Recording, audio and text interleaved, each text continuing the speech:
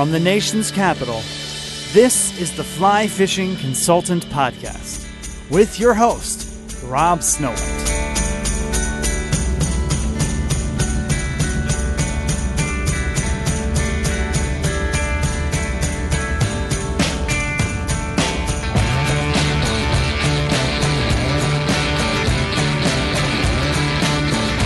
Thank you for downloading the Fly Fishing Consultant Podcast. My name is Rob Snowhite, and this is episode number 277.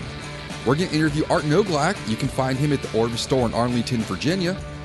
In this episode, we're going to discuss bass flies. You've heard my theories and thoughts on bass flies for over a decade now. Now we're going to hear another perspective. We're going to start off with, in general, what's a bass fly? We're going to talk about tying bass flies, the gear needed to fish them, how to fish them. Then we're going to end off with some random questions. So I hope you enjoy this episode. For more information about what Art does, you can visit orvis.com or tpfr.org. For more information about who I am and what I do, visit robsnowhite.com and check out some of my flies and fly selections for sale on Etsy. And don't forget to pick up your beer can lanyard, also known as a canyard. All right, so we want to talk about bass flies today, right? Sure. Yeah, that sounds like fun. All right, so this is Art again. We're gonna talk about bass flies. We've done trout dries, we have done streamers. We'll do bass flies, and then maybe terrestrials and maybe nymphs. Because what else are we gonna do right now, right? Yeah, I always love to talk some flies. Yeah. So let me fill you in on my day. I saw a snakehead on the dam at Burke Lake. So we got to get out there on the boat again. We'll take two trolling motors this time. And then I came home and shaved my head. No, get out of here. It's like a number 2. My sideburns are longer than my hair. And then one of my clients called from down the street and he gave me a free Watermaster pontoon boat. So now this year I've received 2 free Watermasters and 1 free Dave Scadden pontoon boat. Wow. It's kind of crazy. And so those inflatable, so they're inflatables, right? They're inflatable and they fit in a backpack. That's awesome. And is it the kind that you need to use the flippers to kick around, or? You can. I've only taken mine down the Rappahannock and there was current, but we'll have to take them out sometime. So I think producer Jason's going to get the one from today. Oh, nice. So we can go do some maybe smallmouth fishing on the Susquehanna this summer or something. Mm-hmm. Yes. All right. So let's talk bass flies. So when did Orvis reopen for public consumption to come in? Public consumption. I don't know what the word is. I don't know what the word is either, but I think we opened. It's been about a month now since we've opened. Okay. Maybe a little longer. How have things changed since then? Things have changed. The traffic is down definitely a little bit. There's not as much sort of window shopping going on, right? People that are coming in are purpose driven, if you will. But I will say what's amazing is that the interest in all things fly fishing has just grown through this exponentially. Yes. So my next podcast is going to be what a first-time angler should expect the first time someone puts a rod in their hand. Oh, that sounds like a good idea. Because you got the New York Times writing about it, the Washington Post, Forbes has had an article. Yeah, it's crazy that our little world is now becoming, not since maybe a river runs through it, have people been going to fly shops to buy a rod for the first time. Yeah, we're also getting a lot of just conventional anglers that are coming in. Everything is sold out everywhere. So, a few times a day I'll get someone who will call and ask for, bait and sinkers and swivels. And then also we'll get people that'll actually come into the store looking to re-spool bait casters and spin fishing equipment. And unfortunately, we just don't have that. We don't have those products available. So I kind of feel really bad that we can't service them. But I almost wish we were in the worm business right now. You could. Dude, I should start digging some up from my garden, bring them in. Sure. What would the skew be on a worm? I don't know. A night crawler would be a 53 or 54. I think it would definitely be 61XR0072. That would be the skew. Okay. Sweet.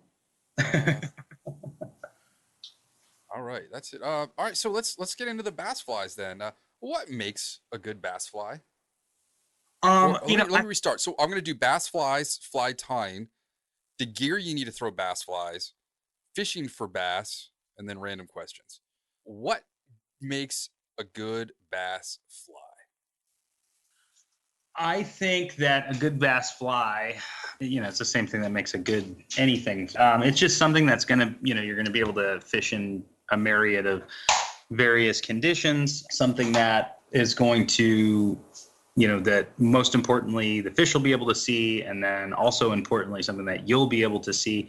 And I've got a list of favorites. We'll get to that at some point. Yeah, as you know, I'm not a huge believer that very, very specific flies matter much.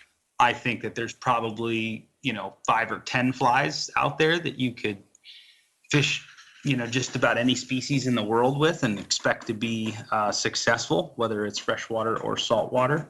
But sometimes the slight variations in those patterns can make a big difference day to day. Are you trying to match the hatch to represent something a fish or a bass is going to eat? And my listeners have been listening to my thoughts and theories on bass flies for 11 years now. So it's good to have another perspective. What are you trying to have these flies represent, mimic, imitate? So I think so. I think especially if you're in very pressured water. Look, I think that first of all, bass, especially largemouth bass, get an extremely bad rap at how difficult it is to, in fact, be successful when going out and fishing for them. Probably like the average, in my opinion, and I know some people will scoff at this, the average kind of bass angler who owns a boat, and we're talking conventional glitter boats. Right. I think that those people are, far and away more knowledgeable at what it is they do than fly fishermen, especially in the bass world. And those are the ones that I've talked to and have known over the years are extremely knowledgeable and well educated about these species or this species. I think that and I think that we kind of have it in our heads, and maybe I'm just speaking for myself and in generalities here, but that it's almost like this very easy kind of pan fish, type of fish that you can go out and readily be successful regardless of, the conditions. And I think that, I think myself included, on the fly, we just sort of skip over a lot of the nuances and we don't take the time to educate ourselves about largemouth bass and where they are and what they're supposed to do and what we should be throwing the way that the conventional tackle world does. And I think we could learn a lot from them. What should a bass fly do in the water if you're learning and watching from those people? And believe me, I look at lures in catalogs online, and when I go to Bass Pro Shops or any other big box store, I'm looking at their stuff for inspiration. What should a good bass fly do in the water? I think undulate and pulsate are my two favorite, adjectives to describe what I want a bass fly to do, right? Because they're, they are definitely, ambush predators. But I feel like with bass specifically, the longer the fly is in the strike zone, the better a chance you have to get an eat. So like an example, like unlike stripping a streamer for a trout, where you throw it up on the bank and you often strip it back as fast as you can, or strip it and twitch it and move it, and you have current involved and the expectation that a fish might chase this fly down. I think with bass, they're often unwilling to move very far to eat that fly. I think that there's a very short window that if a bait or a fly were to enter that window, your odds of getting a strike are extremely high. But if it's not in that window, especially in some of the hotter months and some of the colder months, some of the extremes, I think you're dead in the water, if you will. So I want as much movement naturally from that fly, i.e., articulation points or rubber legs and skirts or marabou and or marabou or rabbit, things that just kind of naturally move on their own when the fly stops, and then things that, undulate when the fly moves and strips. So those are my two things that I want the fly to have. How do you want that presentation, that first time that fly hits the water? What do you want that fly to do? And how do you want it to hit the water, depending on what fly? So normally I want it to sink. I think that, and I don't consider myself to be as knowledgeable about bass fishing as I do other species, but I will say this: I want the fly to get down. I think often we have it wrong. I think often we consider bass fishing to be a summer sport. I think that, that is one of the worst times to go and catch numbers, especially if we're fishing lakes. I know you and I have discussed before. I think that especially in the heat in the South, that those fish do find thermoclines. I think they do move deeper in the water as the temperatures warm up, and they, instead of being in shoreline structure and flats and grass beds like they are in the early spring, I think they move down and into drop-offs off of structure and things like that. So right now, as it is summer, I'm looking to get that fly down. And I want it to, rock it to the bottom pretty quick, depending on the depth, obviously. And we'll get into more of the mechanics of that in a bit. And what about taboos? You got trout fishermen, they think junk flies are awful, eggs, worms, etc. Are there taboos when fly fishing, things that you might have a customer come into the store and be like, well, I'm fishing for largemouth, I will not throw that at them?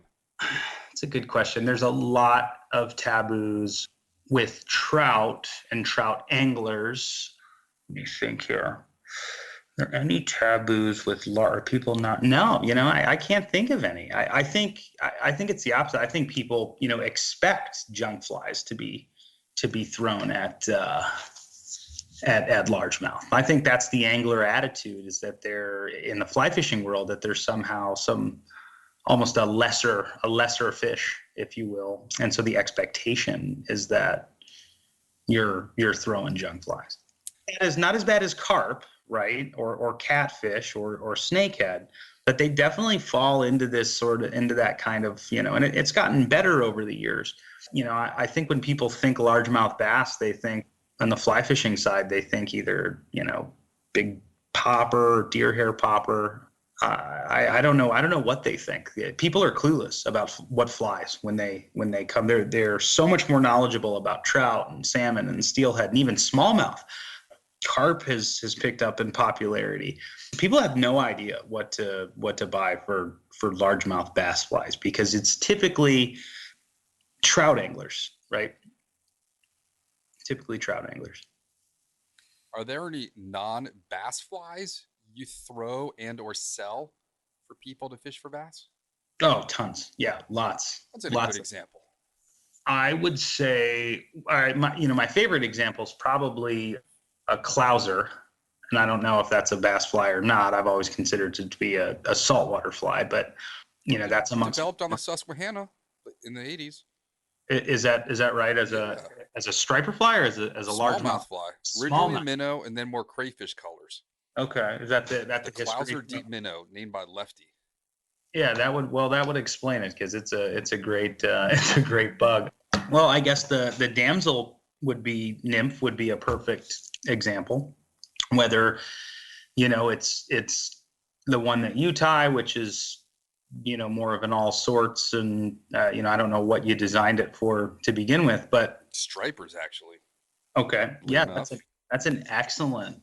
Those damselfly nymphs off of a popper can be an excellent way to target bass, especially in spooky waters and up in shallows and in grass beds and things. I think that they do hone in on those kinds of things. What's another one? That double gonga. I catch a lot of largemouth in the double gonga. Charlie Craven. Yeah. I just love that streamer. Another solid fly that is a tarpon toad. Back in Ohio, I used to fish a lot of those on various lakes. I like those slimmer profile, kind of sliders as well, like crease flies, if you ever use those. It's another saltwater fly that works really, really well for bass. Caught a seagull once, man. I think ate my crease fly and got hooked through the beak. Oh, we're not talking like a cute little like seagull or tern. This was a nasty brown seagull at Ocean City, Maryland, that lives off of thrashers, fries, and cigarette butts. And it just followed it in, and I had to get that thing up on the beach. Oh my goodness. Oh man, it's time for some peanuts. I got some honey peanuts. You got Orvis peanuts? No. I like a wasabi peanut. I can't find them anymore. Wasabi peanuts. You got a cold beverage to wash those peanuts down? Try to H Mart. No, just doing some. Are these the garlic peanuts? No, these are honey roasted planters. Okay. You want to tell people about them garlic peanuts you brought on the boat? Yeah. What? No. Which ones were those? Were those the Filipino roasted garlic? Oh yeah, that's right. Those weren't peanuts though. Those were like what are those called? I can't remember. They're almost like exploded. Corn nuts, maybe. Yeah, they're like corn nuts. Exactly. Okay. Yeah, those are delicious. Hot garlic. H Mart. I have not been. I drove past it today. My kid was in trouble, so I got a Slurpee over there in Burke, and I wouldn't let her get anything. I got her a cup of ice when we were in 7-Eleven. I said, "Here, you get that." Wow. Yep. Did you drive by the KFC Taco Bell combo? No, we drove past that. We have a bunch of food. I made chicken stock last night, so we got a whole bunch of pulled chicken. Oh, nice. Work on that. My wife's about to put the pork belly on the broiler here. Oh boy. And we have been making some BLTs now that the tomatoes are coming in with that bacon from North Carolina. I was going to have one tonight, and my wife ate my one ripe tomato I had for tonight. Oh. How dare you, lady? You've talked about breathability and movement.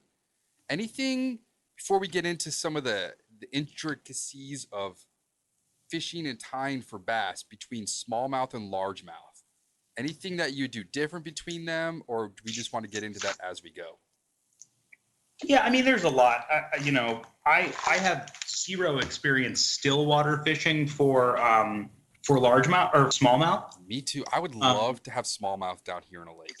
Yeah, and then my experience targeting largemouth in moving water is I have some, but it's limited. So for me, it's apples and oranges, because most of the fishing I've done for largemouth has been on still water, with obviously a few exceptions, the Potomac being one of them. And then the opposite for smallmouth. So for me, the techniques, and the flies, a lot of times have been very different. What about the lake run smallies? Do you also get lake run largies up in Cleveland? It's a really good question. They do happen. More so the largemouth that I know of typically spawn in the bay systems more often. You're going to ruin your appetite, by the way, for that pork belly. Yeah, that's true. There's a lot of salt in you tonight. You're going to be thirsty. Yeah, that's true. I should probably cut it down. I get in trouble too if I don't eat a lot. It's like when I was a kid. No, not lake run. Nothing substantial. Nothing targetable, if you will. I'm sure it happens. I'm sure that some largemouth do at times use river mouths and things for spawning habitat, but they typically spawn in the bays up there. And you can see them when they do. It's actually really impressive. Oh, and the bluegill are doing a second spawn right now. Really? Yep, we saw some today, and there were some on Sunday at another spot. So just a heads up around here, there's another spawn going on. We're getting ready to launch the bluegill tournament. Nice. We got a slab on Sunday. Yeah, I was talking with some of the guys today and putting an order in for the trophies this afternoon. So we're thinking about extending it out a little bit instead of it like just doing a weekend or whatever. Okay. I'm thinking about maybe like doing it for, I don't know, a couple weeks or maybe even more. What do you think? I dig it, man. We got time. Yeah. People have like not much to do right now with the whole COVID situation. So it might be a little bit more fun, a little more interesting if we extend it out. I can dig it. All right. Let's talk about fly time. How does one choose a good deer hair for tying a deer hair bug? And why would one choose a deer hair bug over another type of cork or balsa or foam or another buoyant material? Sure. So for deer hair flies, there's lots of great, there's lots of different things. There is spinning hair. And assume that someone doesn't know what spinning hair is, or like we said, there might be a novice angler who just tuned in today. Oh, great. So it's elk hair, which is a very hollow fiber that floats really well and is fairly easy to work with. And those fibers, elk and deer, are used in flies that float. The body hair is used in flies that float, where other parts of the deers, like the tails, for instance, are used in flies that sink, like clouser or minnows.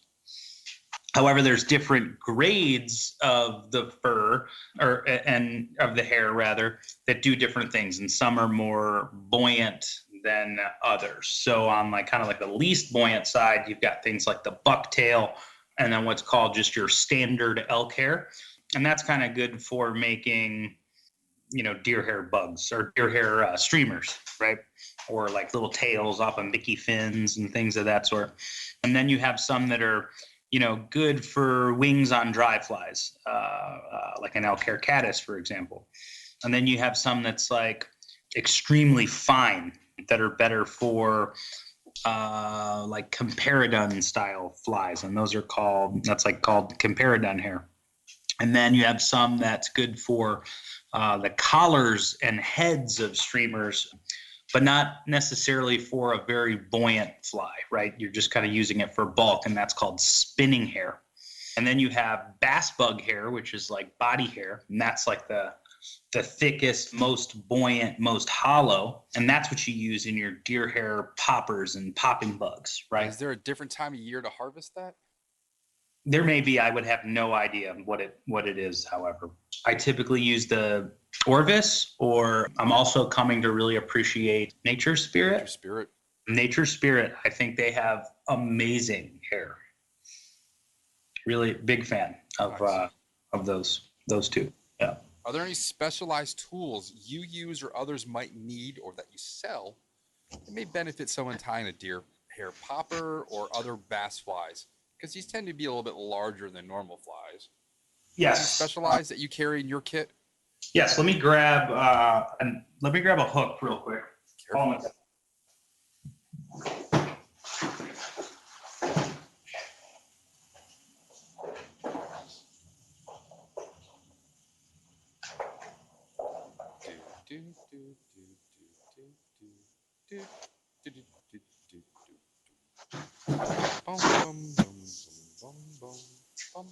Okay. So there's a couple things. One is you got to have the Gillette Wilkinson sword razor blades, double-sided. They are paper thin. Sounds dangerous. And you can bend them extremely easily between your fingers so that they're rounded, so that you can have a convex or concave side of the razor blade for doing the tops and the bottoms. This makes bass bug trimming a breeze. Very simple. So it's really good if you're using it for dullbird diving heads or just trimming big bodies. I think that those are critical pieces to bass bugs, those razors. Now they also have a tool that we sell in the shop. I have no clue what the name of it is, but it's a handy little gadget. It kind of looks like, ladies may know what an eyebrow crimper looks like. Yeah, our Romani gypsy neighbor teenage boys used to use those before they go out. We'd walk Dr. Jones on the golf course and you'd look over and you'd see them in the bathroom crimping their eyelashes. Very bizarre. So it looks kind of like that, right? It's something similar, except the blade goes in and you pull it and it contorts the blade of the razor blade for you, and it's fixed into one place, and so you could use that to shave the deer hair. So that's definitely something that I use often. No, I've never cut myself with them. The sides, yeah, I'm sure if you didn't know what you're doing, I'm sure it could be dangerous. Knock on wood, I've never cut myself. I pretty much exclusively use the TMC 8089 special use hook by TMCO for my bass hair bugs. I also use that for some other things that it's not supposed to be used for, but I really like that hook for bass bugs. It's got a very wide gap and a long enough body. I have one big gripe with that hook. It does not come in a 4, which I think is just... Hot? No, it doesn't come in a 4, which is just blasphemous in my opinion. You said FOUR? Correct, 4. Yep, FOUR. Wait, what do you mean by it does not come in a 4?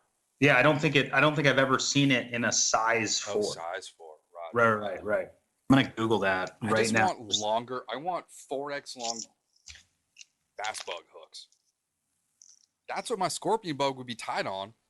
It just doesn't look right when it's on a bass bug hook. I just picked this Orvis bass bug hook size 1 off my carpet. I don't know why it's down there, but yeah, it's just short, man. Do you what? Put it on a saltwater hook. Okay. Right. So, well, yeah, I've got these big old mustads here, but I don't like when it gets super big like that. Then you got this giant gauge hook that's just putting a huge hole in their mouth. Like when you catch a largemouth and you can see through its mouth from all the holes from lures, you just know they're using too big. Like I can catch the same size fish on a Snowhite damsel that somebody can catch on like an 8/0 rubber lure with, I don't know what's on it, rattles, lights, and garlic smell. No, I couldn't agree more. And in fact, you're right. And trout streamers are becoming very intrusive in that way. I don't know if you've noticed that, but I'm starting to see much heavier gauge hooks on trout streamers as well. If the tippet can get thinner and stronger, I think hooks should be able to get thinner and stronger. Yeah, I couldn't agree more, man. That sounds very reasonable to me. Yeah, it doesn't come in a 4. Like I just don't understand 2, 6, and 10 on that hook. Any other specialized things in your kit? Bobbins, a vice choice. Do you need special scissors to cut any of your materials? Hair packers? Yes, I definitely use. So you're a fan of the hair stacker? I do. I use various hair stackers. Does your wife get mad when you're sitting there smacking it on the table? Yes, she does. Dr. Jones used to get very confused when especially the Dr. Slick one, because I have like this big, heavy Dr. Slick one that I use when I'm tying big flies, and it weighs like, it's got to weigh like a couple of pounds.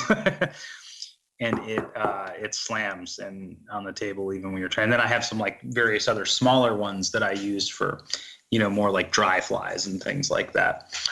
I use that leg pulling tool a lot. Zuddy's leg puller, big fan. Yeah, Zuddy's leg puller. Yeah, that's a good one. What else? I'm looking up there right now to see. What about your thread? You're not using 8/0 for this, I'm assuming.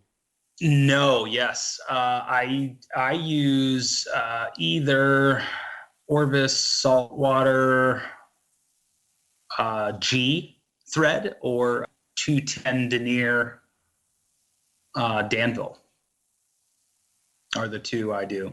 And I use that for my mice and my deer hair. I gave you some mice and some deer hair poppers recently. Not fished them yet.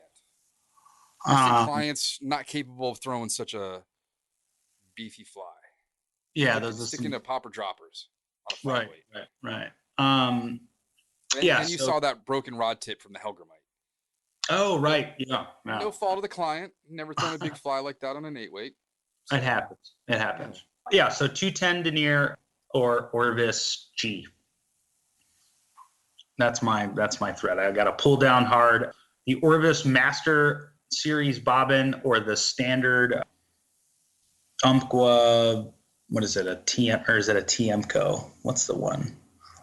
It's got a white shaft on it. It's got like a white ceramic shaft, but the gripper always comes off on those. They're kind of expensive. They're like $35. Right bobbins too are nice. And you just got to make sure that you're not putting your pressure on the hinge on the bobbin. For those listening, where's one of mine? Okay. So yeah, when you're cranking down, you don't want it to be, you want to put, if you put the pressure in the middle of the bobbin, it'll come off. There's an actual specific way to use a right bobbin. I use those on all my big stuff so I can get good tension on them. So stacking versus spinning, I have recently come to, I'm a huge fan of the Loon flashlight, UV flashlight, and the whatever flow and thick and thin resins they have. Mm-hmm. That has really sped up and cleaned up my hair stacking, where I'm constantly putting dabs of glue on each stack of hair, especially like if I'm making like a mouse pattern or something like that. And that UV flashlight, that whole system is just amazing, and it's cleaner, and it dries clear, and it just dries immediately, when you hit it with that light. So I'm a big fan. I use the Solares. My daughter is not allowed to use my Solares, so she uses some old Loons that I have. Okay. And we had a 4-leaf clover finding contest in the neighbor's yard during a social distant happy hour, and trying to keep the kids away from us. We said, go find a 4-leaf clover. So my kid grabs 2 3-leaf clovers, comes down to my office, rips off one clover leaf and sticks it on another one to make it look like a 4-leaf clover, and uses the UV Loon. She didn't hit it with the lamp. So she's like, I've got a 4-leaf clover, and it's all just gooey and sticky. And one of the moms is like, what the heck is this? And I smelled it, and I was like, you used UV epoxy on that. That's hilarious. I'm like, wow, for a 9-year-old, I'm a little upset how deceiving she was. She was deceiving us. Yes. Yeah. But I'm very proud of the ingenuity of doing that. Sure. Yeah. I think you have more deception and ingenuity to experience as she gets older, I'm sure. She likes to be called Little Gia. That's her. She likes to wear a baseball hat now and run around the house. Don't tell her that. Yeah, no, of course not. I tie primarily on a Renzetti Traveler 2000 whatever vise. There's other great vices out there. When this one breaks, I might consider trying something else. But Regal. Yeah, I love the Regals. I tie on the Regals at work. When I teach classes, I've got Regals in the shop. We sell the Renzettis too, but I typically use the Regal when I'm teaching a class, because I can get the hook in and out of it very, very quickly, and I don't have that bothersome swing arm thing, for the rotary tying, the bobbin holder. And anyone who's ever accidentally rotated the vice jaws the wrong way on a Renzetti Traveler knows that it's going to take you about 10 minutes to get that thing, get the tension right again. So it'll actually work without falling apart. But they're great vices. I love them. This current one that I've had it for probably 10, 12 years, and I've never had an issue with it. So I'm real comfortable with it. I tie it. I was tying some Guide's Choice hare's ears on it a couple hours ago. Those are nice flies. Yeah. What about special materials? Do you have any, besides hair, flash, dumbbell eyes, body materials, tinsel, chenille, etc., that you rely on to tie your bass flies? Largemouth flies, I'm nuts for Arctic goat for largemouth flies. Also marabou, but I'm crazy about marabou for everything. So I really like gurgler style flies with for largemouth, especially springtime, especially when they're crushing bait fish, right? Chasing bait fish. Arctic goat in the tails of the flies. I love it. I think it moves and kind of undulates really well, especially in a top water bug type of situation. Rubber legs, gotta have rubber legs and gotta have more rubber legs than most flies have. Are you thinking, what are we talking? Specific brand, specific? Or just think of different patterns you like to tie, or Yeah. flies at the shop and specific materials that might go into them. Anything rare, obscure, or are these pretty easy to find materials? I think they're pretty easy to find materials. I don't think one's looking for South Indian blue jay feathers to tie. No. Rubber legs, marabou, hair, dumbbell eyes, chenille's, estas, right? Normal stuff.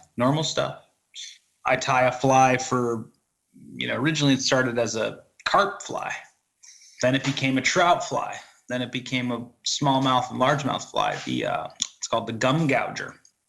And it's a little crayfish pattern with, it's got squirrel dubbing and Senyo's ice dubbing and marabou tail and rubber legs and multiple sets of bead chain eyes to flatten the head and lead-free wire. It's a great crayfish pattern that I'll often deploy for largemouth bass. Now, if you ever want to fish bait, George over here in the aquarium, he'll volunteer.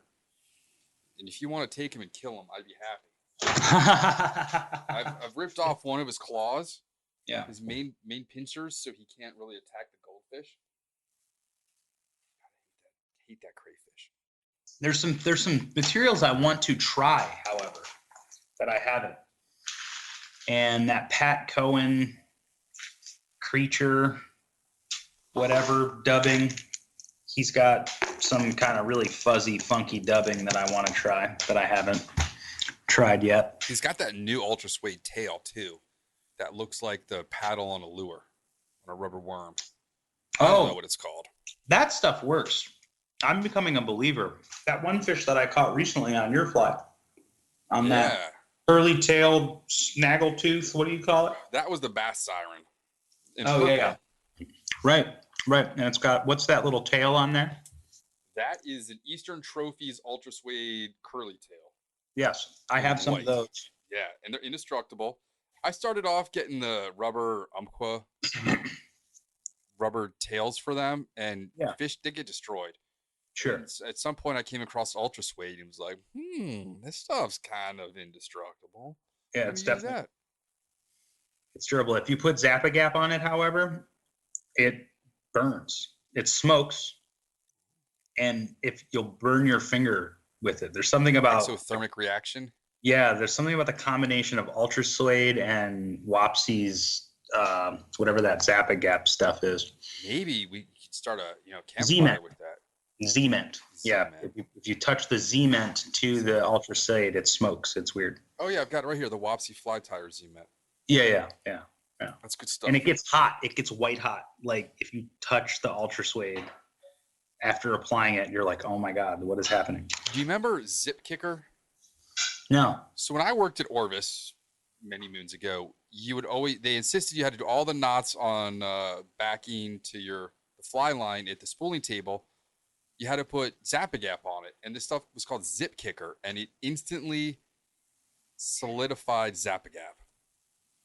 And somehow we found out it was extremely flammable. That would go on camping trips for fun. But Zip Kicker, you'd spray that on Zap-A-Gap, and instantly it was hardened. No waiting at all. Wow. Man, that stuff, you'd spray that on a fire. Conflagration. I'm surprised I have any eyebrows left after those days. What about color preferences? Do you have, the bass guys like a good fire tiger or a June bug or a pumpkin seed? You always hear about the pumpkin seed or pumpkin colored tube jigs. Cool. I never catch anything fire tiger, by the way. Although I tie all kinds of stuff in fire tiger. I just never catch any fish on them. But the pumpkin seed stuff, I swear by. Like, I love anything with kind of a brown and red flecks in it, speckles in it. There's something about it. Largemouth and smallmouth both hone in on that. I don't know if it's crayfishy. I don't know what it is, but kind of a, brown with a little bit of gold and a little bit of red shimmery, a little bit of copper shimmering in it. Amazing. Those jigs are phenomenal. And I try to make my flies look like those jigs. Any other motifs? Do you swear like by a purple or I don't. pumpkiny orangey red? Yeah, I love that. That is by far my favorite bass, both largemouth and smallmouth. Also white. All white is deadly at times, especially in the spring, I find. So when we were fishing, the first time we fished together, we bumped into that guy named Jamal, the Olympic athlete dude, in the tidal basin. And he swears by white spinner baits in the tidal basin in spring because they look like the white perch all the largemouth are eating. Yeah, I could totally see that. Yeah. Now in the tidal basin, however, the best I typically on clousers or half and halves. So my best 2020 largemouth was taken on a size 1/0 chartreuse and white half and half. Say, does that have dairy in it? What do you mean by a half and half? So half and half is like, what is it? Half clouser, half deceiver. Yeah, it's a love child one too. If you put them in a clouser and a deceiver in a room together with low light and put on some berry white, you would have a half and half pretty soon.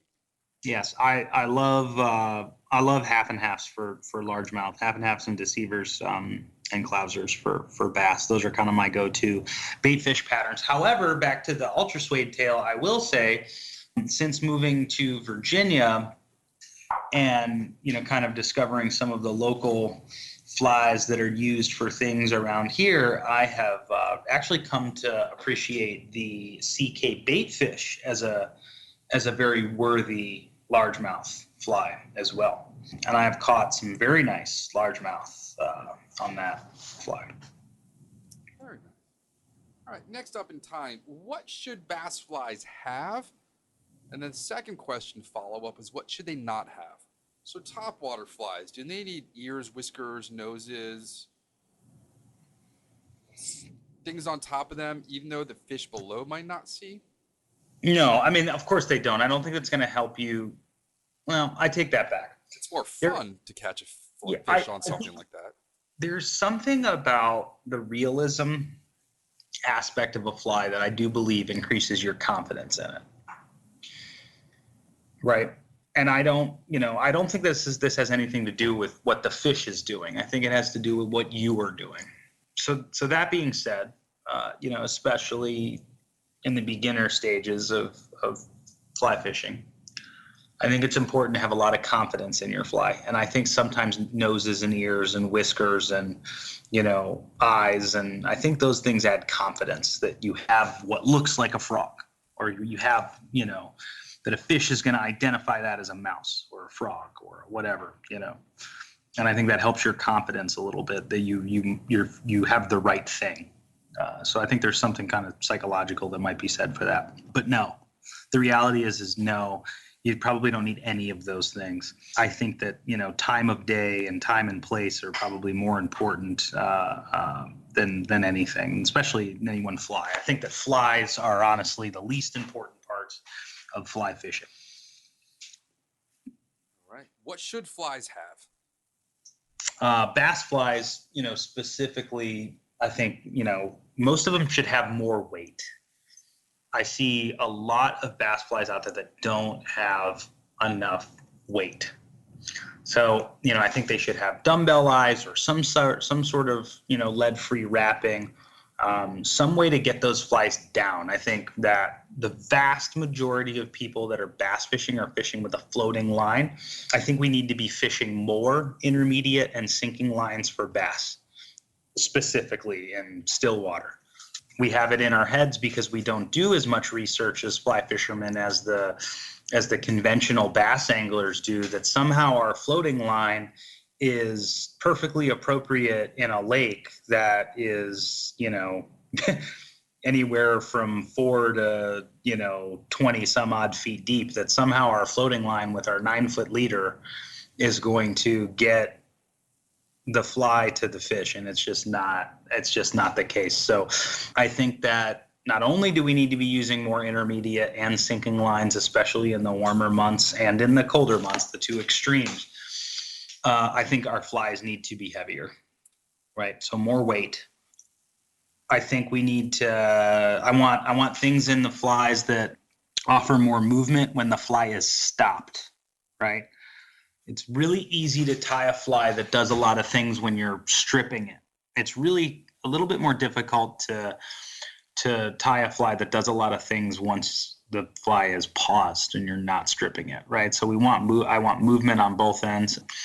I want the fly to jig up and down, right, as opposed to swim. So my trout flies, I like them to swim a little bit more, left and right, up and down. My bass flies, I want them to jig, right? So I want to put my dumbbell eyes closer to the eyelet of the hook on my bass flies. I want to use more cones on my bass flies, right? Because I want them to go down and up and down and up. And a lot of times it's because we're targeting ledges, right? And bass like to hang out on these submerged ledges and ambush. And I find it's easier to stay on that. You can get down into the zone and stay on that ledge and jig up and down along that ledge. No different than a spin angler would. Okay. Your thoughts on weed guards, and if you tie them, what is your favorite material and method for attaching them? So I do always have a couple of flies with weed guards. I'm not nuts about them. I think we spend far too much time throwing flies into heavy structure where there aren't fish. Bass definitely love structure, and there's no doubt that they hang out, on logs and in grass beds and things like that. But I think that, it's a certain time of year type of thing. Too often I find, people out in August throwing into 6 inches of water in Virginia, hoping they're going to catch a big bass. And that's not always the case. I think that water temperature is now in the high 80s. Those fish are not there anymore. They are down deep. So I don't need a weed guard for that, right? Nor do I need a weed guard in the early spring when there are no weeds, right?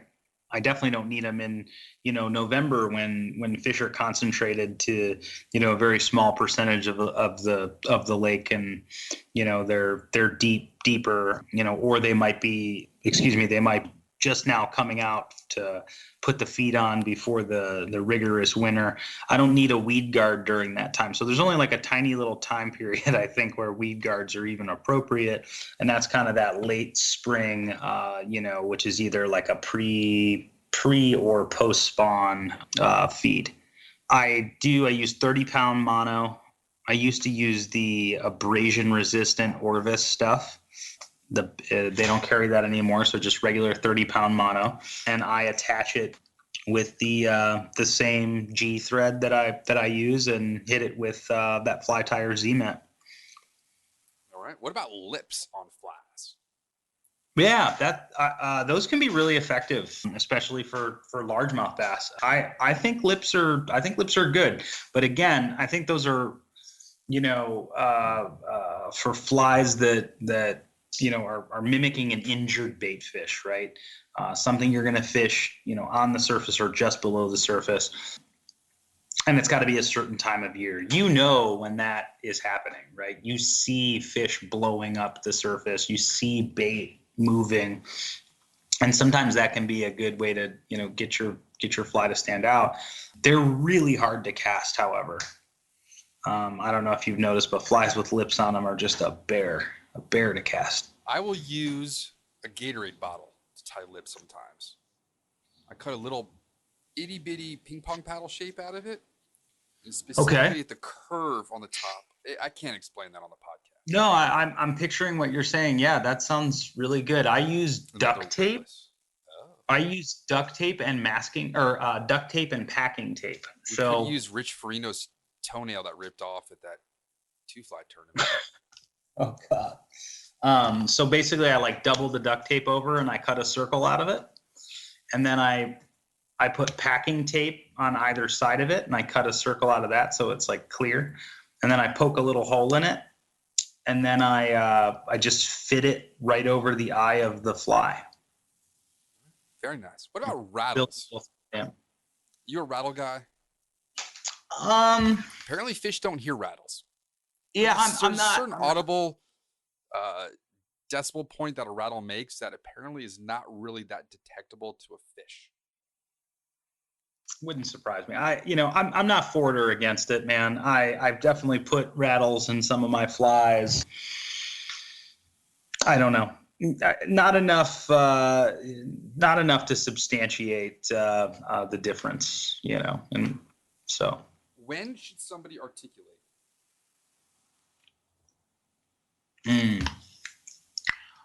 When should someone articulate a fly? Why are there very few articulated dry flies? Right, because dry flies don't. Well, okay. Well, first of all, I think someone should articulate a streamer or a nymph when they want to make it bigger and offer more movement. Right, more movement, and sometimes just bigger, right, and larger, because a lot of times you need it. You want an articulation because you're going to add a second hook, right? The fly gets so long, and you're worried about short strikes and things of that nature, that it just makes sense to articulate it as a way of just adding a second hook to the fly. So that's one thought. But I definitely think it's a more movement. Okay. Any innovations over the last 10, 15 years that you think are good or bad for fishing for bass? And it could be, well, we're talking about fly tying now. We can get into gear later. Any great things that have come out recently that make bass flies better than, say, what a couple generations before us had?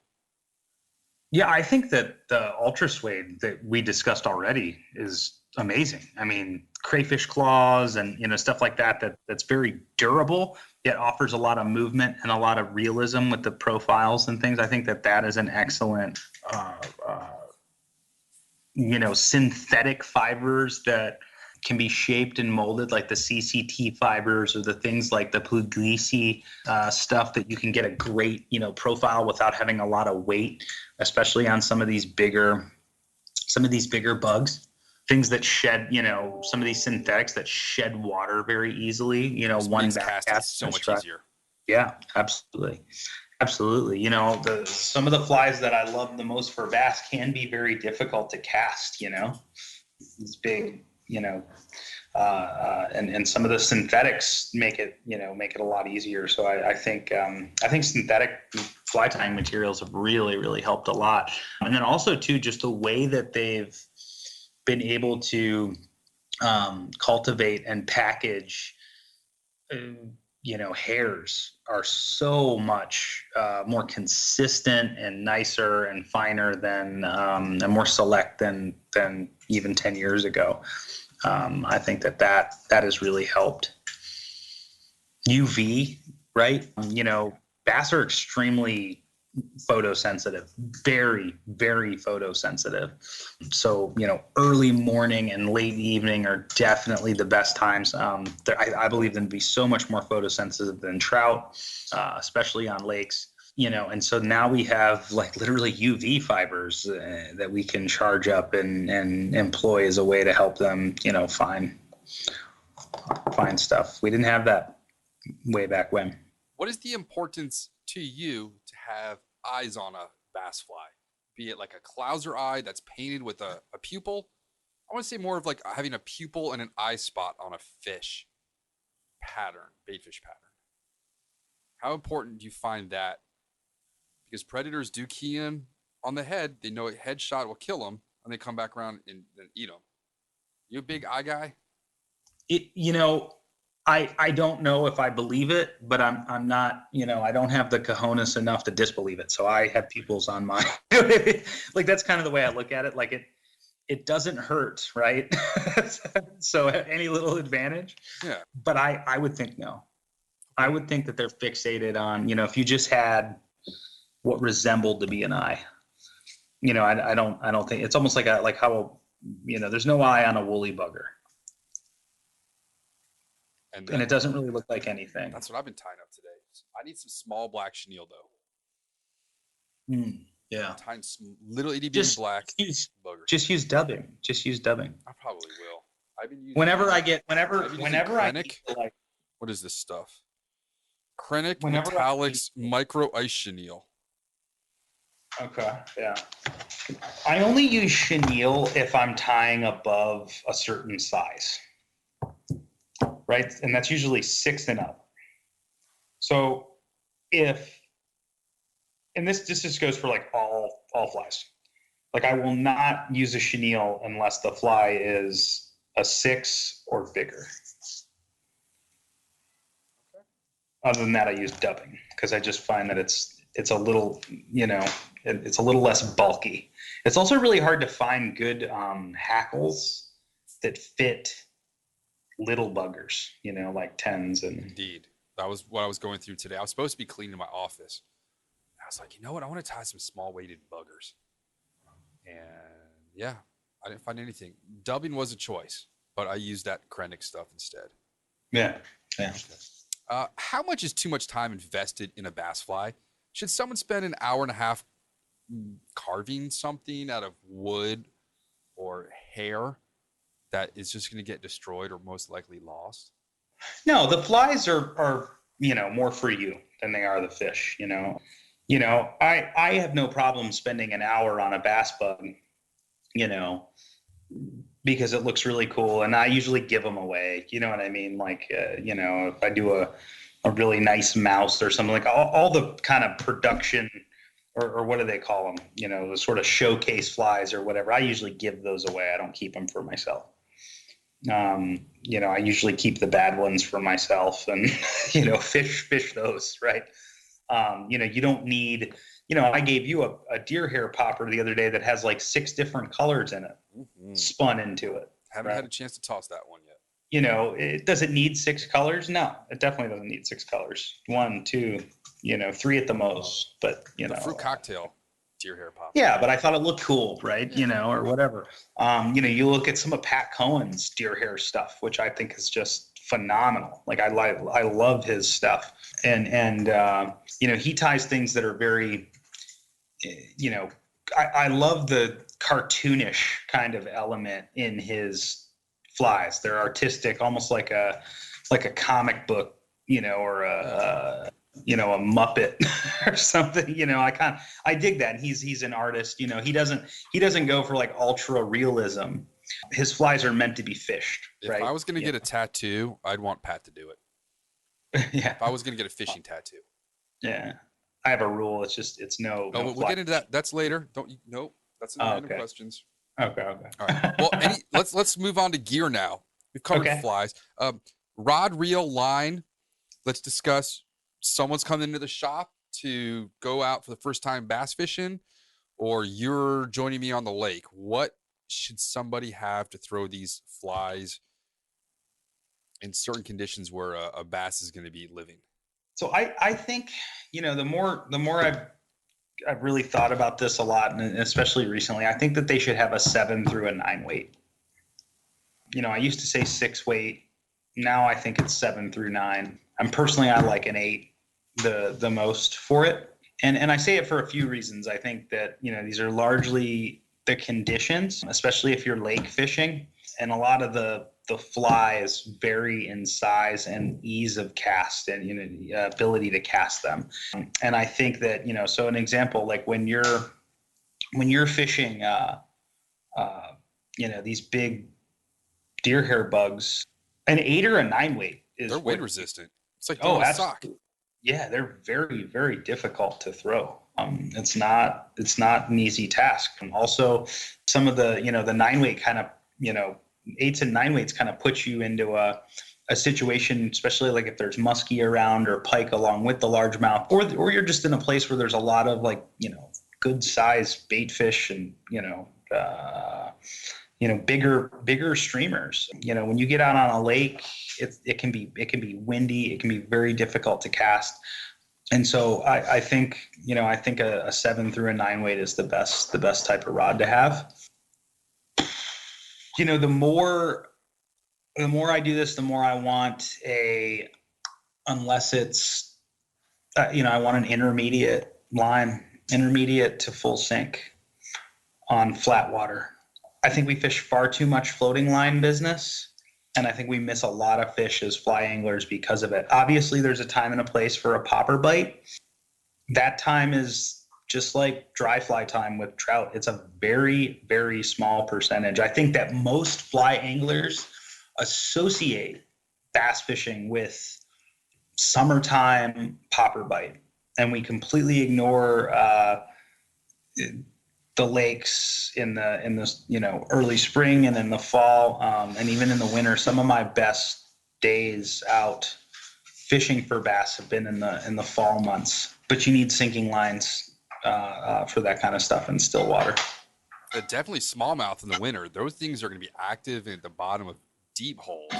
They really are. Again, I've never done it still water, but some of my best smallmouth days are, in the Great Lakes region in the late October, early November. Getting into steelhead season. You get these amazing. I don't know if that's happening this year for me. Yeah. Unless I take my kid there and we just do online school from a lodge or something. I don't know. All right. Reels? Anything? Do you need a large arbor reel? Can you go with a basic reel? Probably not as important with largemouth, or smallmouth. I don't think large arbor is important. They're not runners, right? They, they fight, and it's not that they don't fight. They just fight in front of you, right? They fight in front of the boat. They kind of bulldog and dive and shake. I prefer large arbors just for other reasons, especially if you're fishing in a boat and you're making long casts. Look at the arbor as just like a wheel on a vehicle, right? If you drive a big truck, right, with a 22-inch wheel, it's going to take less revolutions per second to move the big truck than it is the tiny little, economy car with the 15-inch rim. So as this relates to gathering line quickly up off the deck of the boat or the shore, and also, those smaller arbor reels tend to have a lot of memory, right? So more times the fly line and the leader have to wrap around it. Large arbor versus medium or small, it's like the wheel on a vehicle, right? The larger the wheel, the less revolutions per second it takes to move it, right? So, a big truck takes less revolutions per second to move than it does a very small, economy car, right? Because the rim size on the truck is so much larger. So I like this fishing lakes for largemouth, because especially if you're on a boat, because you're constantly trying to get the line off the deck of the boat, right? And so a much less turns, you can just hit that reel, hit that spool once or twice, and you can pick up the whole line with a large arbor reel. With a medium arbor reel or one that's really small, it's difficult. The other thing to consider is line memory. The smaller the arbor and the less backing it has on it, the more times the line and leader have to wrap around the arbor of the reel, which causes it to coil, right? And it's more memory. So those larger arbor reels, it wraps around less, so you get a lot less line memory that way. Any additional equipment someone needs? Do we need boga grips? Do we need a big net? Files? Anything else that it's good. It's good to carry a net. A hook file is phenomenal. Bass fishing, especially, you're constantly fishing to structure, and you're dulling hooks a lot. Boga grips are cool if you want to weigh the fish or whatever. I have a no lip grip policy. Personally, as you know, I think I don't like the look of holding a largemouth by its lip. I don't know. I think we're doing it a little bit of a disservice. You wouldn't hold a trout like that usually, right? So I hold them just like I do a trout, when I take a photo. I also read somewhere that it might not be good for them, that their bodies and the stomach content and stuff aren't supposed to sit that way. I don't know. So I don't lip them. There is that one graphic that goes around on social media every couple of months that doesn't really have, I believe it hurts their jaws and stuff, but people post that picture and just assume that it's 100% correct with no scientific data. I'm like, Yeah, right. That's right. Yeah, I don't know. But I like the way they look when you hold them like a trout, and their mouth closes and stuff. I think they're a pretty handsome fish actually with that big lateral line. Have you ever had a largemouth barf something up? Oh, yes, tons of times. Yeah, that's a very common thing actually. And you can even just look down their throat typically when you pick them up. Fish claws, a tail. Yeah, I always look down the throat. Minnows, yeah. I think I inhaled some marabou. Damn. Okay, let's talk about anything else gear-wise people need. What about glasses? Yeah, definitely, always polarized glasses, right? Oh, geez, I recently finally gave up on Costas. And, I started with Smith and loved Smith and then tried Costas for the first time. And then I love the 580G lens, but I've just gone through too many pairs because the hinge on the outside is plastic, right? On the parts that go over your ears, right? The hinge you know what I'm talking about? Yep. It's plastic and they just break consistently.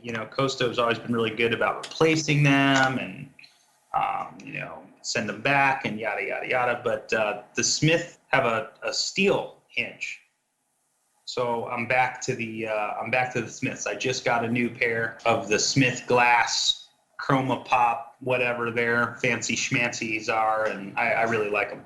So this is when I would normally send an email to Peter Vandergrift at Costa, but he's now with Cheeky, so I can't send your thoughts over to him anymore. But no, but I love Costa too. I don't like that plastic hinge. All right. Want to talk about fishing for bass now? Sure. Where are you going to find bass? Where would you tell people to go look for some bass? Everywhere. It's great because they're almost everywhere that there's water, right? Like most local lakes, and I think it's the most popular game fish in the U.S. Wouldn't surprise me because they're pretty much everywhere. Yeah, they are everywhere. And then there was that recent study that mallards can consume fertilized carp eggs, poop them out, and they can still hatch. Which kind of gives you the, hey, how did fish come in here? Well, the birds brought them here theory. I don't know if that's true about bass, but yeah, you'll find bass pretty much all over the place. They always say their eggs came in on ducks. Right. Yeah, they're all over. It's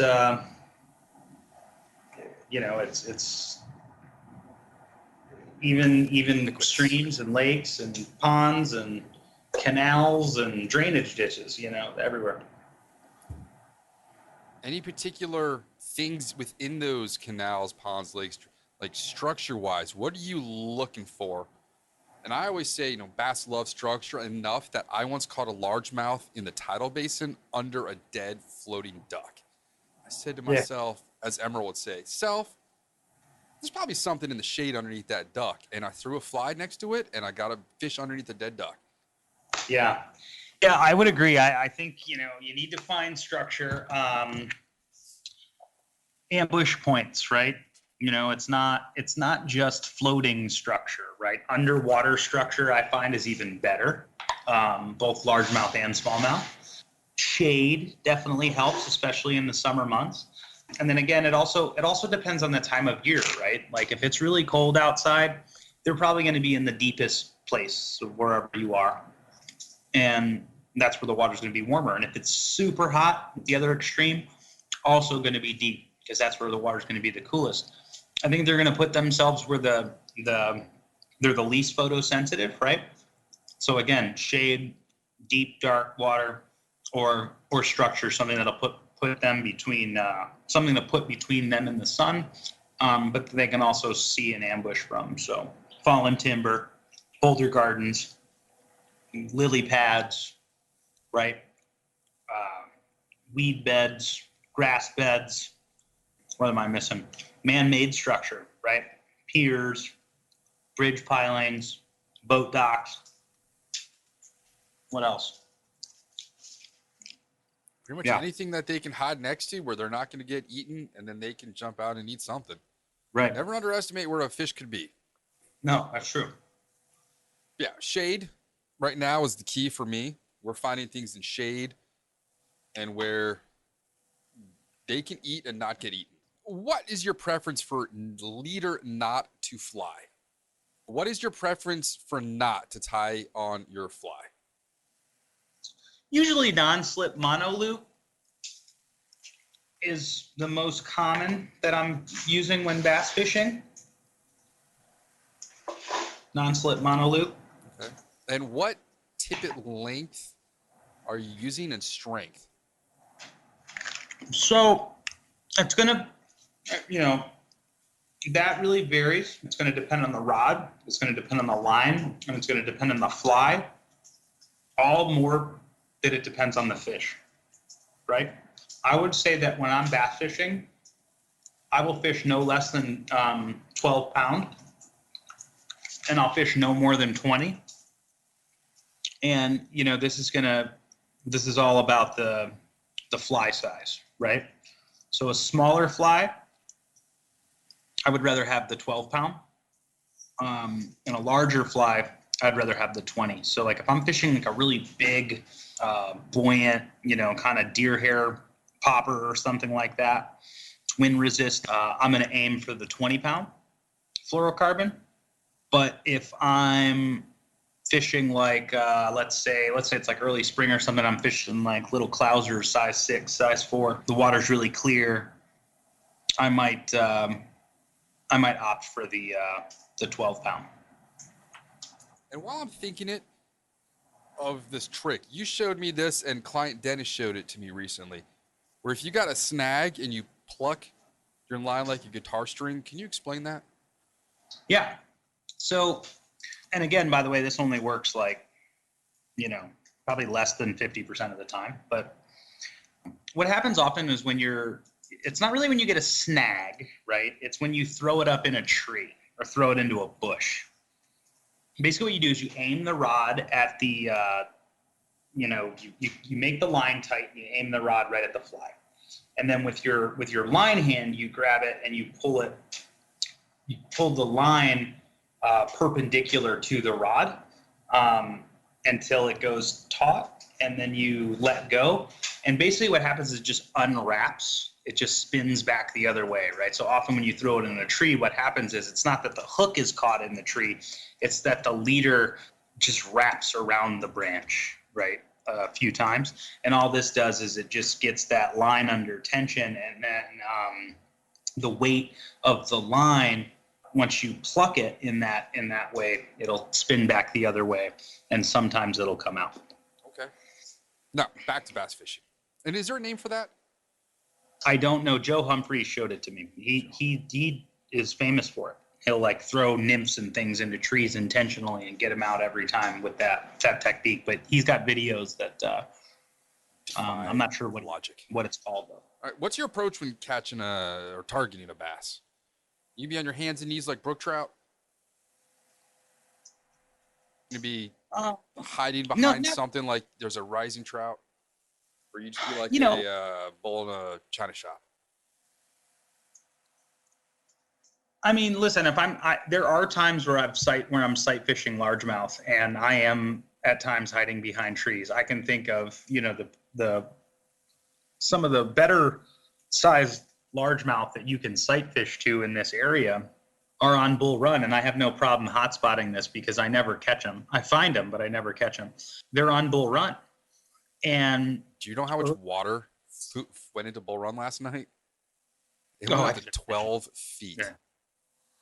It went up over 9 feet with the rainstorm last night. Wow. And, Pre-spawn, I see them there, and I see them on their beds in various parts of the river, and I see very large ones for this area, and I never catch them. You know, I can never get them to eat. You know, and I've had a couple on or whatever that have come off, and I've caught plenty of largemouth in there, but just not these particularly big ones that are, you know, in the 4-pound minimum range, right? That I'm talking about. I'm not talking about two 3-pounders. I'm talking about, you know, 3 to 5-pound fish that are there for a month and then they're gone. Do you have a name for that size? Lunkers, bucket mouths? No, I don't have any names for them. And why do people call smallmouth smallies, but no one really calls largemouth largies? What's up with that? That's a good question. I'm not sure. All right. What about time of day? You got an approach for time of day? Early morning. Early morning. Yeah. Dark 30. Best time. Okay. Weather preference. You want cold front, warm front? You like wind, precipitation? What's your jam? I definitely want a little bit of wind because I want to know where on the lake to be, right? So bait always goes to the windward side of the lake as it's pushing the surface of the water. So I'd like a little bit of wind. I also like that it breaks the surface of the water slightly. You know, I don't like barometric changes. So whatever is closest to homeostasis as possible, that's where I want. You know, so I don't want pressure systems moving and causing the fish to want to move to places that they're normally not, right? Does that make sense? It does. And someone wants to tell me... little bit of overcast doesn't hurt, but, you know, I will say that often comes with pressure change. What about winds from the east, fish bite the least? Is that just a clever saying like beer before liquor, never sicker? I don't know. I haven't put enough. I've heard it, but I've never put enough time and energy into trying to substantiate whether or not that was a good anecdote. Do you have a preference between walk and wade or a boat? Or a boat where you could jump out and walk and wade? On lakes, I prefer always a boat. On rivers, I always prefer walk and wade. Yeah. And obviously I'll do whatever, but whatever it takes. But I definitely prefer wading in rivers and definitely prefer watercraft in still water. What would you consider a good bycatch bass fishing, and what's considered a trash fish when bass fishing? That's you versus what you just hear on the street in Clarendon. Yeah, I'm not like a good bycatch to me is, you know, whatever. A catfish. Yeah, like a big catfish. Actually, perch and walleye and crappie are always really cool bycatch for me. I'm not a trash fish. I don't have like that gene, so nothing is really a trash fish to me. There are certain fish that I'm more or less excited about. Like I'm not excited when I catch a blue cat. It's kind of neat if it's really big, but they're gross, and we gotta really kill them in the river, and I just don't. If there's people on shore, I'll raise it up and be like, "Y'all want a free fish?"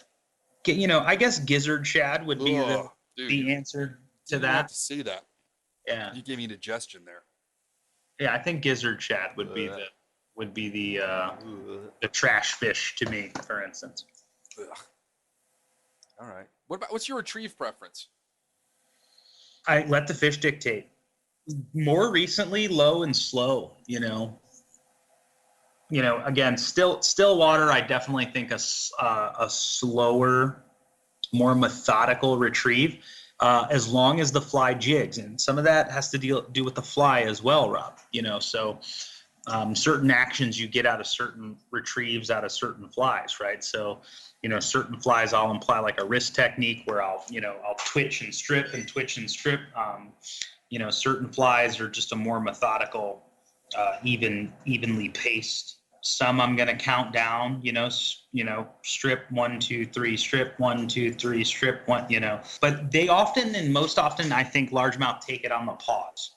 Personally, I like that wrist movement, right? Where I'm actually moving the fly with the wrist and then stripping in the slack. And I find I get the most hookups that way. And oftentimes I tell my clients and podcast listeners, it's not so much what you're throwing, but how you're throwing it to them. What your retrieve does and the motion you impart in that fly sometimes is more important than what you're actually throwing at. Yes, I would agree. I would say that the best thing your podcast listeners can do right now to go and catch more bass is to get a sinking line, or an intermediate line. And I think that that is the thing that they'll be able to do that will immediately, if they're fishing a lake, immediately start to catch more fish, as if they employ those, that bit of technology, I think will really, really help. That being said, however, yeah, I mean, where you're putting it and how you're moving it is always more important than the fly itself, I think. How do you set your hook when you hook into a largemouth or smallmouth? I try to strip set and then raise the line out of the water. A strip set's preferable to me. Okay.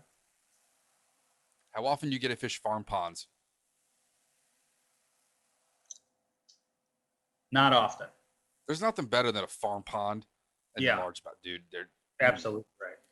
We were out go driving. Like last week we did Two times this year I got to fish one. Yeah, we were driving over Bull Run Mountain on these dirt roads last week, and there's little ponds. Of course, my family's not going to let me just go knock on someone's door. And my kid's always like, no, you can't do that. I'm like, dude, the fishing would be so amazing. There's fish in there that nobody fishes for. Sure. Of course. I need more farm ponds in my life. Yeah. What about small? You ever do small stream largemouth besides like Bull Run? Yes, I have. And that is amongst the most fun at anything. Like, it's an absolute blast. There is, even around here, there's a couple places that I've gone out in the Vienna area. I'm not going to hotspot a little brown line, but yeah, like little largemouth on light tackle is an absolute blast. Accotink is full of big largemouth. Yeah, under the highway. Americana Park. I've caught some good sized ones. Yeah. When I used to live over there. It's amazing where there are. When I used to live in Centerville, there was 5 or 6 little places that I would do little stream largemouth and smallmouth. Did you see that Ryan posted a picture of Huntsman Lake that has snakehead in it now? Yes. I had no idea they were in there. I took my daughter there recently, and we stood in the lake on a flat in the back by the old dam. And she caught her first largemouth there. Nice. On a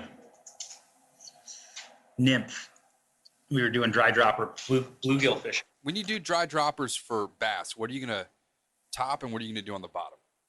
So, a little different for largemouth than smallmouth. If I'm doing largemouth, I'm going to do, either a deer hair or a hard body popper or a slider of some kind. I tie some like various slider patterns. I think you've seen some of them.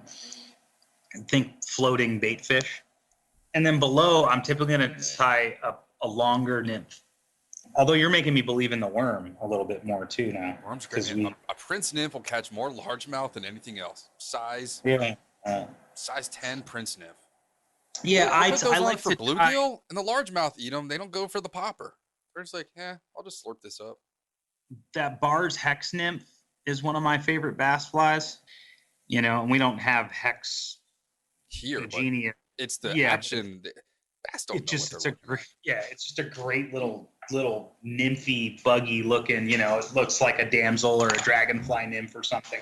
But that's one of my favorites. Snowhite damsel is always a good choice. That's a very versatile fly for that kind of rig, I think. Just dropped 3 of those off for my client Ken today at his house down the street. Nice. The always kind of something, a more elongated nymphs that swim, right? Swimming nymphs is usually what I'm dropping.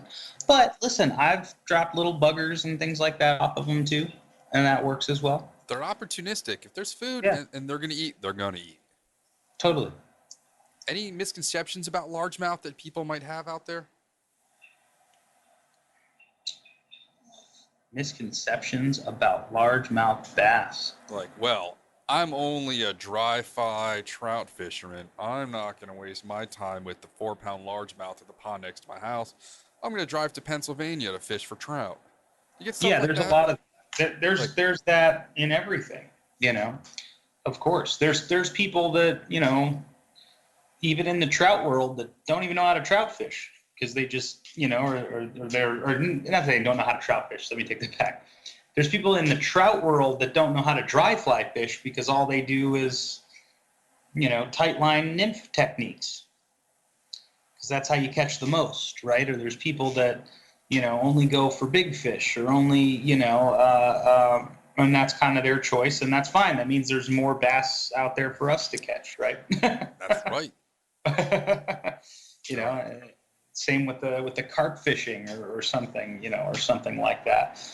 The thing about smallmouth, or about largemouth fishing, myself included, none of us, I don't think, really know how to largemouth fish.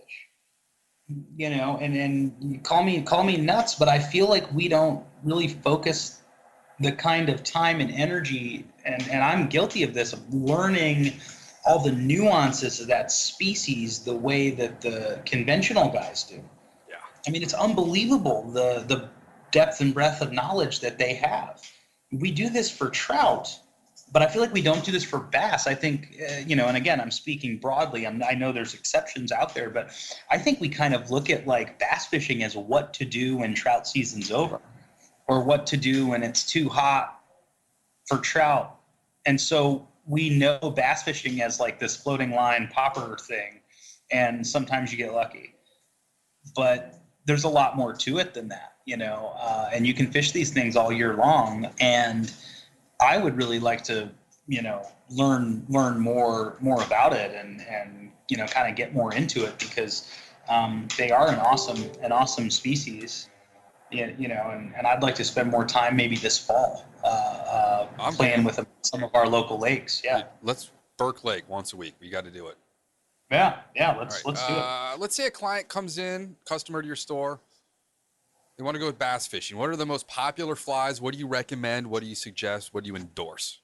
So we usually hand them, you know, a couple Klausers, right? We typically Preference? And I'm guessing they're Tommies. Yeah, so usually like a 6 or a 4. And you know, this also depends on the rod that they're throwing. So 9 times out of 10, they're usually taking a 5 weight, because that's what they have, right?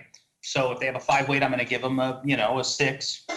Boogle bugs in white and yellow, blockhead poppers in white and yellow. And for the smallmouth, we like the blue. We show them a, you know, CK baitfish. We show them a tequila. Who came up with the tequila? I have no idea. That thing's just been around. Claudad. That's a local, man. Yeah. That's one of those local flies. You know, depending on the time of year, we might have a damsel in there, or a scorpion bug. I was doing scorpions today for that snakehead. You know, we've got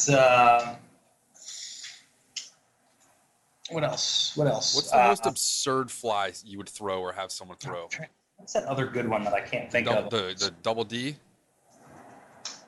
Yeah, I don't think that's super absurd. I think that's reasonable. Oh, the other one's that Texas fly. It's like all rabbit. The what a bugger. No, it's double bunny. No, it's one hook. Leeches are good too. Black leeches, especially. I can't think of it. I can think of the tire. All right. Well, we'll talk about cute little shad-looking things made out of rabbit. I don't know. It'll come to me. Would it be gully? No. Well, we'll talk about it on the terrestrial podcast. Yeah, All sure. Right. Anything else I forgot to ask you about bass fishing? I don't know. I think we talked about a lot of stuff. All right, let's do some random questions. Hopefully they're not redundant. Okay. All right, your house is on fire. What are you grabbing? Besides the pork belly your wife's cooking. House is on fire. What am I grabbing? Yeah. Car keys. Okay. A band. Hold on. If you had a band to follow you around and play your theme song, what song would they play? Oh man. Get Behind a Mule by Tom Waits, All right. which is actually not an original. Why do fly anglers at all events look the same? Because we are all the largest contingent of human beings to have never been punched in the face, to ever congregate in one area. So we're all dorks, basically. I think that was our second conversation ever. Why do you not have any fish tattoos? And your tattoos they're well shaded. They're well out. You got your artist is very good. Whoever does your tats. I don't know. It's just weird. I don't know. I've always kind of, I don't know. They're not for me. Because all anglers look the same and they all have fishing tats. Yeah. Tell us about one of your tattoos. Something memorable. Okay, so the first tattoo I ever got, I was 16 years old, and That's not legal. No, it is. Ohio. It is. And my mom had to sign a waiver and took me. And this was in Cleveland, and I had to get a report card that had only A's and B's, and her, and I was raised Catholic, and so I had to get something religious, right? Was the rule. And so I thought of all these different, like, what is the most like religious but like still kind of badass, where like it's going to sound cool kind of thing. So I got this cross, and I used a couple of lines from a prayer called the Our Father, and it says, "Deliver us from evil." And so that was the first tattoo I got. I actually, upon getting out of the car to go into the establishment with my mom, I slammed my finger in the car door, broke the finger, nail exploded. Wait, what exploded?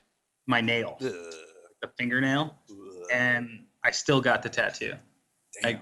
I guess if your finger hurts, that's like when you stub your toe and someone punches you in the arm. Yes, you don't feel your toe. Right, that's right. Exactly. That's just basic nerve functions. Right. So that's my first tattoo story. Do you have any rituals before a fishing trip? Anything you need to do? I'm trying to think of the word. I was trying to think of it all day. Do you have any habits or? It usually revolves around like rearranging fly boxes into some configuration that's highly unnecessary. Like, you know what I mean? Like, just far too much prep work is usually the ritual. Let me think here. No, but other than that, no. All right. If you could be another animal for a day, what would you be?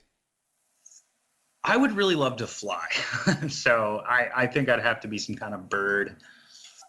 Yeah, I'd love to fly. So it's got to be a bird. All right, if you had a choice between a lightsaber and a Harry Potter wand, which would you take?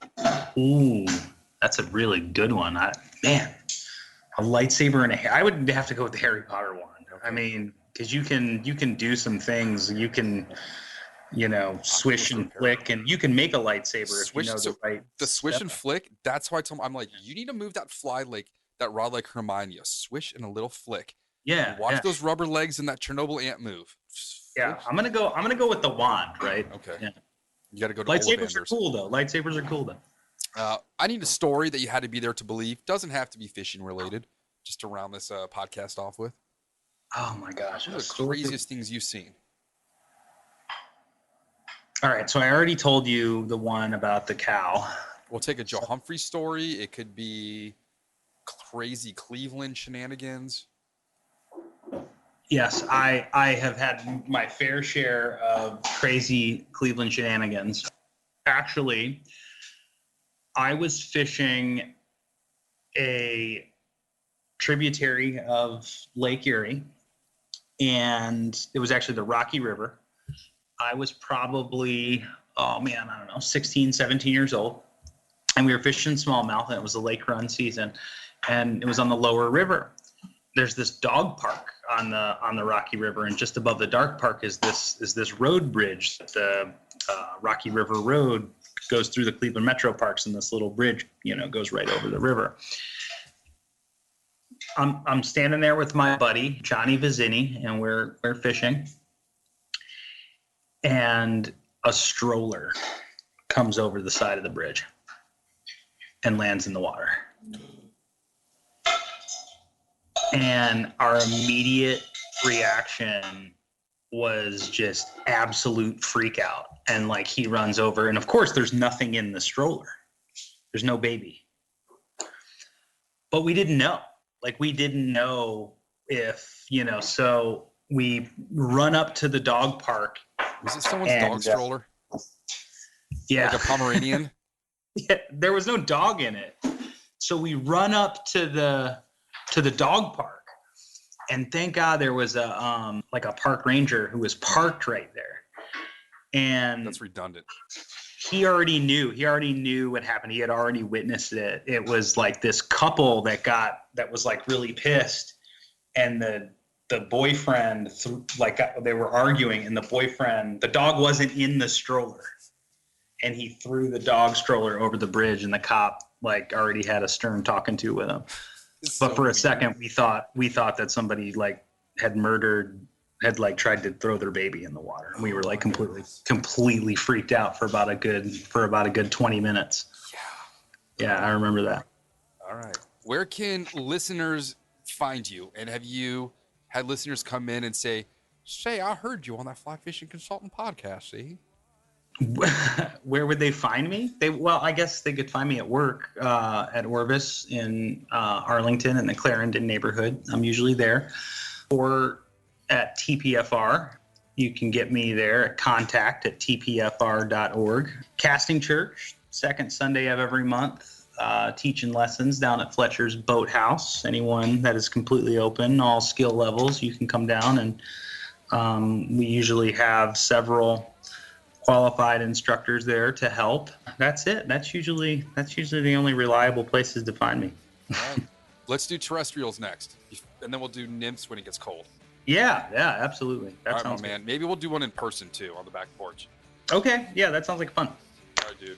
Thank you so much for your time, and have a good Wednesday evening. And I can't believe the storms never emerged that were supposed to happen today. They didn't. Evening. They didn't. I'm gonna go water my plants. All right, my man. Have fun, and let's do Burke Lake in the next couple of days. Yeah, absolutely. All right, my man. Laters.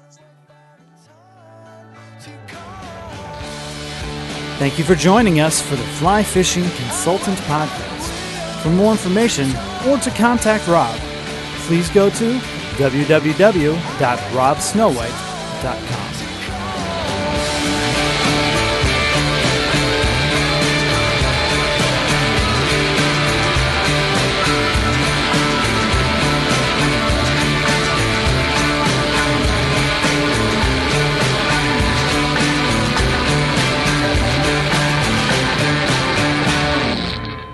This podcast is brought to you by Freestone Productions at freestoneproductions.com.